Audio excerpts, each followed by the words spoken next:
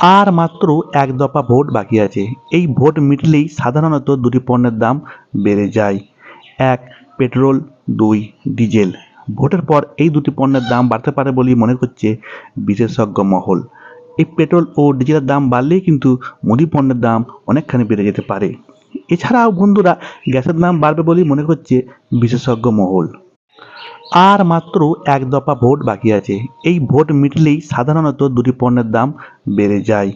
এক, পেট্রোল, দুই, ডিজেল। ভোটের পর এই দুটি পণ্যের দাম বাড়তে পারে বলেই মনে করছে বিশেষজ্ঞ মহল। এই পেট্রোল ও ডিজেলের দাম বাড়লেই কিন্তু মুদি পণ্যের দাম অনেকখানি বেড়ে যেতে পারে। এছাড়াও বন্ধুরা, গ্যাসের দাম বাড়বে বলেই মনে করছে বিশেষজ্ঞ মহল।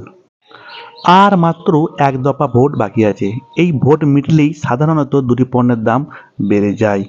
এক, পেট্রোল, দুই, ডিজেল। ভোটের পর এই দুটি পণ্যের দাম